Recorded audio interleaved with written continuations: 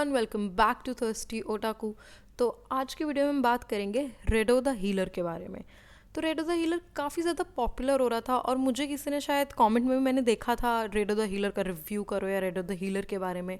तो इतना हाइप हो रहा था एनिमे, तो मैंने सोचा कि देखते हैं कि इस एनिमे में है क्या। और जैसे कि जब मैंने पॉपुलैरिटी इसकी देख ही ली थी तो ना मैंने इसकी कोई रेटिंग देखी, ना मैंने इसका कोई पहले ब्लर पढ़ा, मैं सीधा चली गई एनिमे के फर्स्ट एपिसोड में। तो पहली सब बात मैं जो इस एनिमे के बारे में कहना चाहूँगी वो ये है कि ये 18+ एनिमे है। 17 और 16 के बच्चे इसे ना देखें और बाकी अपनी अपनी इच्छाएं हैं। मतलब 16 और 17 से नीचे के लोग तो ना ही देखें इसे।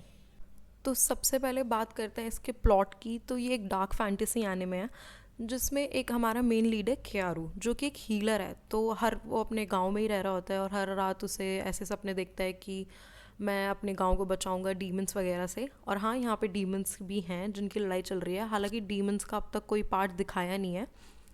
तो बेसिकली फिर एक दिन वो एक आवाज़ को फॉलो करता है और एक स्पिरिट से मिलता है, स्टार स्पिरिट से, जो कि उसे साइट देती है। अब उस साइट की एबिलिटी से क्या होता है कि जितनी भी वो स्पिरिट से मिलेगा वो उनका नेम और स्टेटस जान सकता है कि क्या उनकी कॉम्बैट स्किल्स हैं और क्या उनकी हेल्थ है। उस हिसाब से वो जान सकता है। काफ़ी यूज़फुल एबिलिटी। बट क्या होता है, मेन प्रोटोगनिस्ट केयारू एक हीरो बन जाता है। अभी हीरो को ढूंढते ढूंढते आती है एक प्रिंसेस कि यहाँ पे कोई हीरो है और हम उससे मिलना चाहते हैं, ये वो। और फिर उसे ले जाती है अपने कासल में। अब कासल में पहले उसे बहुत ही अच्छे से ट्रीट करती है और बहुत ही अच्छे से बहुत ही अच्छे से डेली रात को मेड आ रही हैं और बाकी आप समझ ही गए होंगे। तो पहले 10 मिनट में तो मेरे को समझ ही नहीं आ रहा था कि एनिमे में चल क्या रहा है, और बाकी के 10 मिनट में मेरे को बहुत कुछ समझ में आया कि अच्छा ये इस तरह का एनिमे है। तो बेसिकली प्रिंसेस जो उसे कहते हैं कि तुम्हारी हीलिंग एबिलिटी है, तुम लोगों को हील करना। बट जब फर्स्ट टाइम वो हील करता है किसी को, तो वो हील करने में उस इंसान के सारे जो उतने उसके साथ बुरे हादसे हुए हैं, जो जो उसने सहा है, वो सब उसको खुद को झेलना पड़ता है क्यारू को। तो वो पहली बार तो फेंट हो जाता है और ये उसके खुद के लिए बहुत पेनफुल होता है। तो ये हील करने से मना कर देता है। तो प्रिंसेस बड़ी स्वीट बनती है कि ठीक है कोई बात नहीं। अब फिर उसको फिर डंजन में डाल दिया जाता है और फिर वहाँ पे उसे ड्रग एडिक्ट बनाया जाता है और रेप होता है उसका बहुत सारी बार डेली रात को। और फिर धीरे धीरे जब वो पूरी तरह से ड्रग एडिक्ट बन जाता है फिर उसे हील करा जाता है। फिर अब आगे की प्लॉट लाइन में बताऊंगी तो स्पॉइलर हो जाएगा, बट कुछ ऐसा स्पॉइलर भी नहीं है क्योंकि ये फर्स्ट ही एपिसोड में आ जाता है। तो फिर इसे एक बैटल में लेके जाते हैं जहाँ पे एक डीमन से मिलता है और उस डीमन लॉर्ड के अंदर से वो फिलोसोफर स्टोन निकाल लेता है। तो बेसिकली ये लोगों के जो इन लोगों को इसने हील करा है, अब वो कॉम्बैट स्किल्स तो हैं ही उनके पास, तो वहाँ से इसे ये इमिटेट करता है उनकी कैपेबिलिटीज़ को।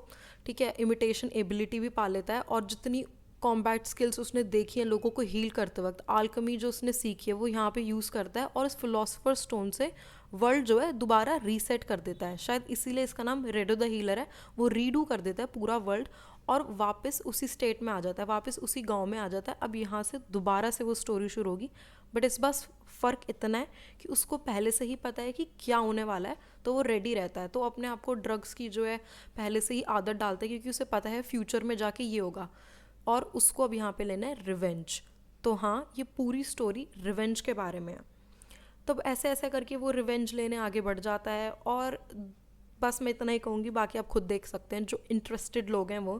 अब इसके बारे में यही कहना चाहूँगी कि मुझे पहले इसके बारे में सर्च कर देना चाहिए था एनिमे के बारे में। ये एक प्रॉपर एची एनिमे है जो आपको पहले एपिसोड में ही बहुत अच्छे से समझ में आ जाएगा। मुझे नहीं पता था, आपको मैं बता देती हूँ। और काफ़ी लोगों को पता है, शायद इसीलिए इतना पॉपुलर होना ज़्यादा है। स्टोरी वाइज मैं ये कहूँगी कि ये एक रिवेंज एनिमे है। इसकी पूरी प्लॉट लाइन एक रिवेंज पे सेट है। तो हाँ, उसको बहुत अच्छे से दिखाया जा सकता था, ऑल दो काफ़ी चीज़ें कुछ ज़्यादा ही अच्छे से दिखा दी इन लोगों ने। पर वो सेक्सुअलिटी लाने के लिए, वो एचनेस लाने के लिए वो शायद स्टोरी इतने अच्छे से नहीं दिखा पा रहे हैं क्योंकि फोकस वहाँ पे कम है, फोकस ज़्यादा है सेक्सुअलिटी पे। और दूसरी चीज़ ये भी कि पहले 2 एपिसोड में प्रिंसेस से वो रिवेंज ख़त्म कर भी लेता है, वो प्रिंसेस से रिवेंज ले भी लेता है पहले 2 एपिसोड में। अब बाकी के एपिसोड में उसकी जर्नी ही दिखाई जा रही है क्योंकि उसे अभी डीमन लॉर्ड से भी मिलना है आगे जाके। और मैं ये तीसरी चीज़ मैं ये कहना चाहूँगी कि जो हीलर है उसको इतना इनविंसिबल दिखा दिया है कि वो कुछ भी कर सकता है, वो लिटरली क्योंकि कुछ भी कर रहा है। उसकी सफरिंग्स भी दिखाई हैं, और गॉड क्या सफरिंग्स थी उसकी, बहुत ही ज़्यादा घटिया सफरिंग्स थी उसकी। उसको इमेंसली पावरफुल दिखाया है काफ़ी ज़्यादा।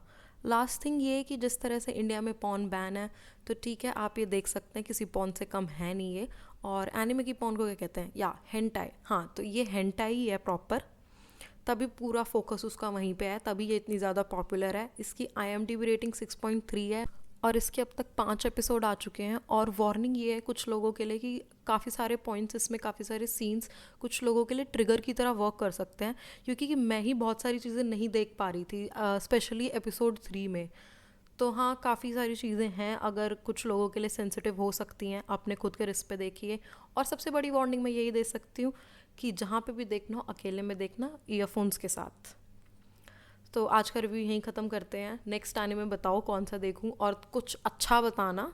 ये ठीक था, 6.3 रेटिंग वाले से मैं अच्छे देखना चाहती हूँ आने में।